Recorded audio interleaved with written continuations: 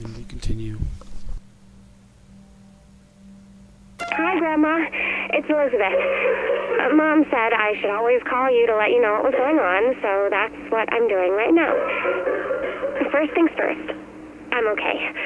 I'm fine. I caught the dollar flu, but then I got better, so you don't have to worry about me anymore, okay? It wasn't any fun, but I'm super better now. Now, the bad news.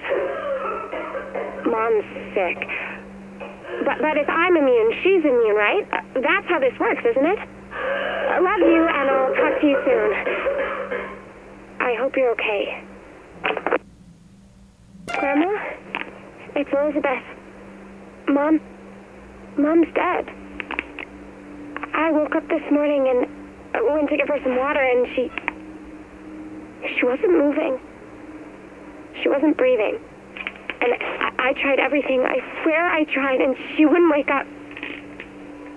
She got sick because she took care of me when I got sick, and now she's dead. I don't know what to do, Grandma. I'm so sorry.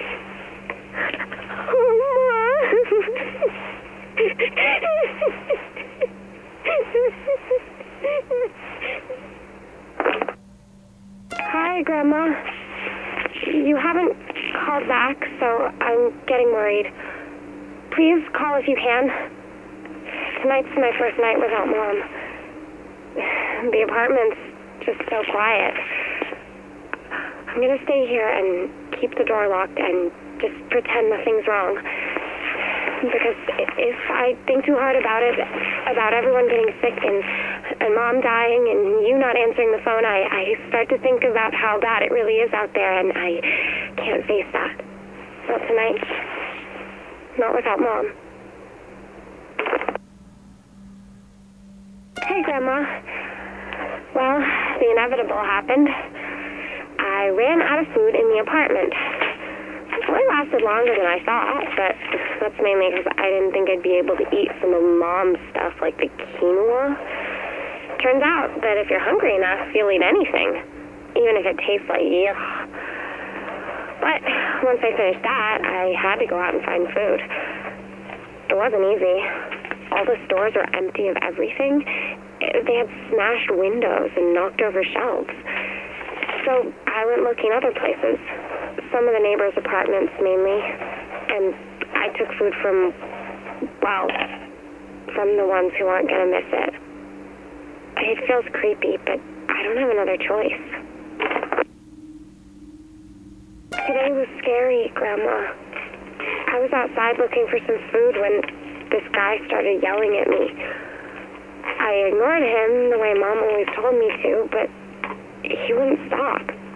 Then he started chasing me, and he had a crowbar. And I ran. I dropped everything I was carrying, and I ran, and he kept chasing me, and nobody came to help me. I went and I ducked down an alley and climbed over a fence, and he couldn't follow me. And then I ran some more so he wouldn't be able to find me if he came around the other side. Later, I went back for the stuff I've been carrying, and it was all gone. I'm so hungry.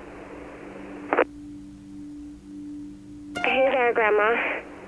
I keep on thinking about that guy who chased me. How someone came along and stole all the stuff I was carrying. I don't think I'm going to let that happen again. I started carrying a knife. One of Mom's good ones from the kitchen. The next time someone chases me, they're going to get a surprise. Because I can't just run and leave everything. Not when food's so hard to find. Not anymore. Hey, Grandma. I'm guessing you're probably gone too. But I'm gonna keep calling as long as I can. It just feels like I should, somehow. I think you'd be proud of me. And so would Mom. I'm a survivor, and I'm gonna keep on surviving. There's talk of a refugee camp open near the garden. Maybe I'll go there. Or maybe I'll stay here and keep making the best of it. Whatever happens, though, it'll be my choice. And no one's gonna force me out. No one's gonna take what's mine. No one. Goodbye, Grandma. I love you.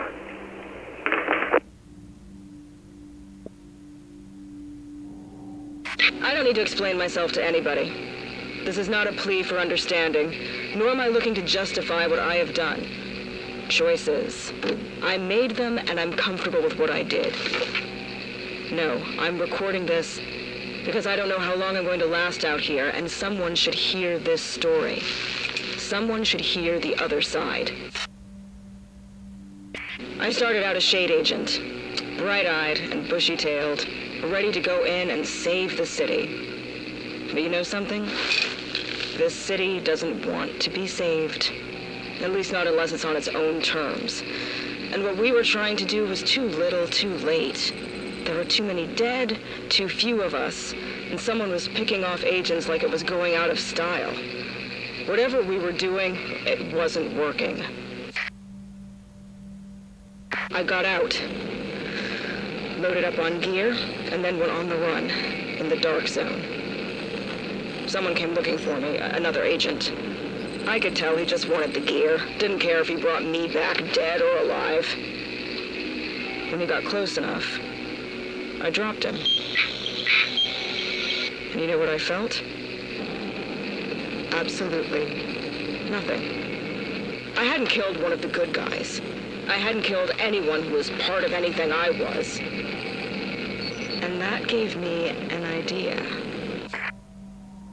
The dark zone is full of abandoned equipment if you know where to look. I know where to look.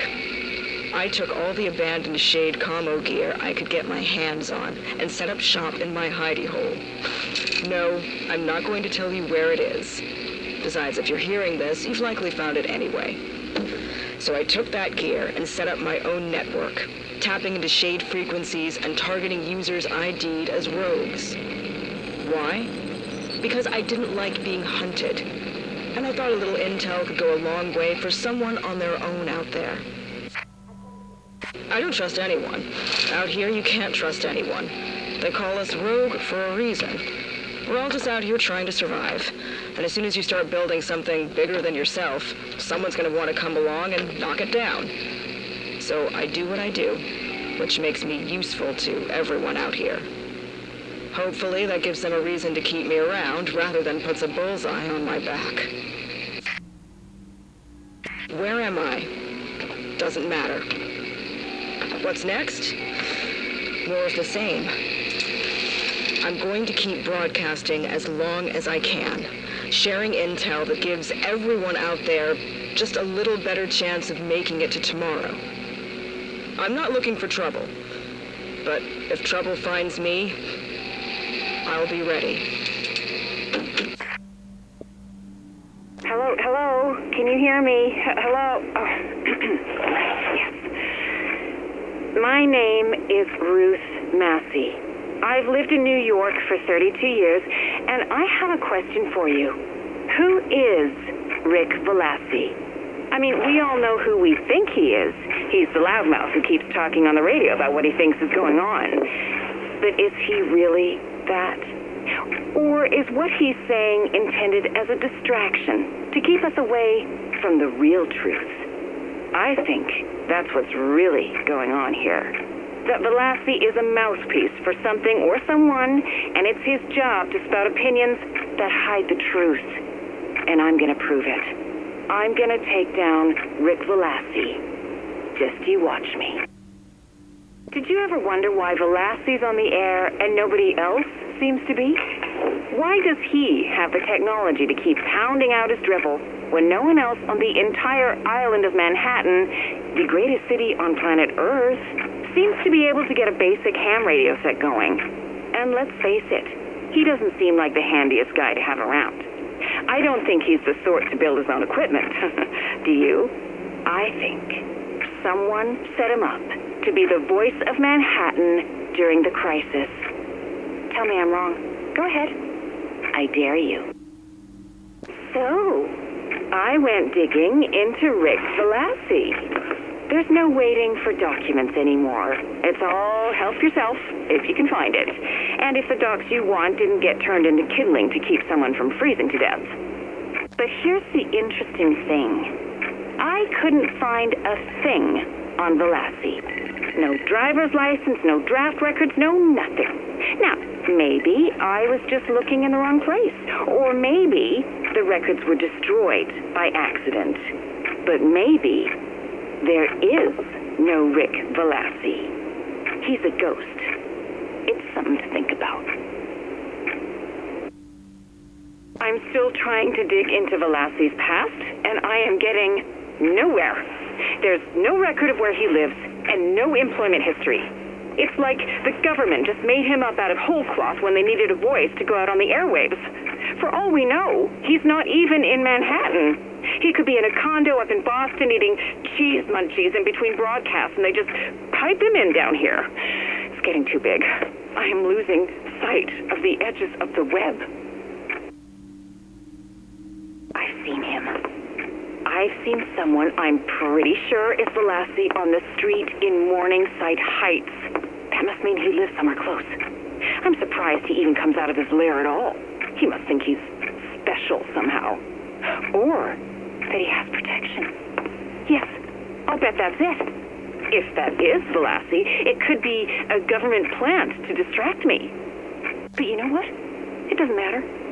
We deserve the truth about Rick Velassi and whoever he's fronting for.